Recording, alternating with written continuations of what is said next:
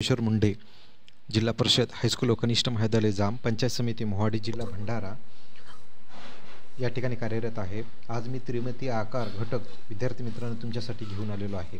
त्रिमितीय आकार 3D आकार म्हणजे असे आकार ज्यांना 3 परिमाणे असतात, लांबी, रुंदी आणि उंची, ज्यामुळे ते आकार चांगले जागा व्यापतात आणि आपण त्यांना हाताने स्पर्श करू शकतो आणि फिरवू शकतो। थोडक्यात 3 परिमाणे 3D आकारांना लांबी, रुंदी आणि उंची असते, त्यामुळे ते जागा व्यापतात, स्पर्श करण्यायोग्य असतात। 2D आकारापेक्षा जसे की कागदावरील चित्र वेगळे, 3D आकार म्हणजे हाताने धरू शकतो आणि फिरवू शकतो।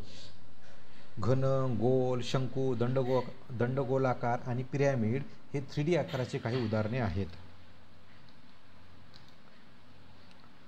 2D आणि 3D मध्ये फरक काय आहे?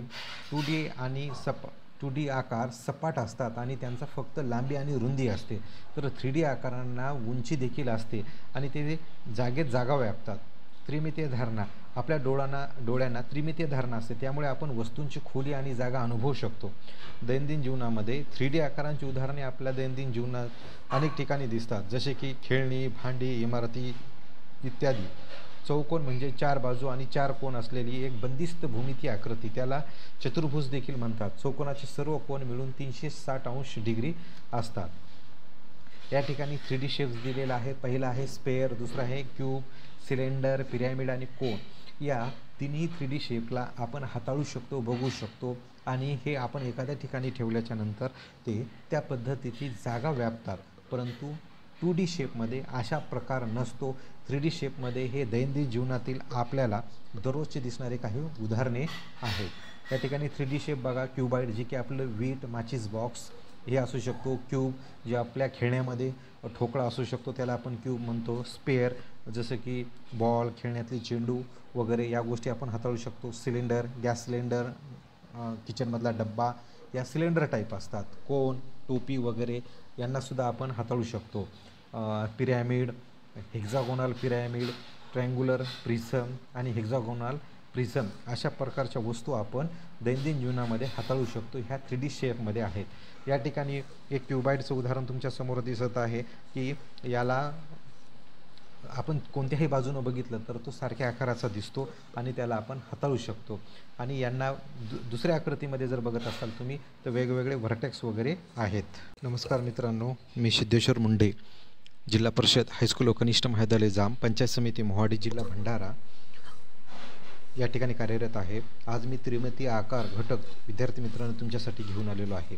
त्रिमितीय आकार 3D आकार म्हणजे असे आकार ज्यांना 3 परिमाणे असतात, लांबी, रुंदी आणि उंची, ज्यामुळे ते आकार चांगले जागा व्यापतात आणि आपण त्यांना हाताने स्पर्श करू शकतो आणि फिरवू शकतो। थोडक्यात 3 परिमाणे 3D आकारांना लांबी, रुंदी आणि उंची असते, त्यामुळे ते जागा व्यापतात, स्पर्श करण्यायोग्य असतात। 2D आकारापेक्षा जसे की कागदावरील चित्र वेगळे, 3D आकार म्हणजे हाताने धरू शकतो आणि फिरवू शकतो। घन, गोल, शंकू, दंडगोलाकार आणि पिरॅमिड हे 3D आकाराचे काही उदाहरणे आहेत। 2D आणि 3D मध्ये फरक काय आहे? 2D आकार सपाट असतात आणि त्यांचा फक्त लांबी आणि रुंदी असते, तर 3D आकारांना उंची देखील असते आणि ते जागा व्यापतात।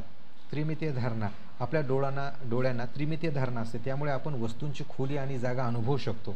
दैनंदिन जीवनामध्ये 3D आकारांची उदाहरणे आपल्या दैनंदिन जीवनात अनेक ठिकाणी दिसतात, जसे की खेळणी, भांडी, इमारती इत्यादी। चौकोन म्हणजे 4 बाजू आणि 4 कोन असलेली एक बंदिस्त भूमितीय आकृती, त्याला चतुर्भुज देखील म्हणतात। चौकोनाचे सर्व कोन मिळून 360 डिग्री असतात।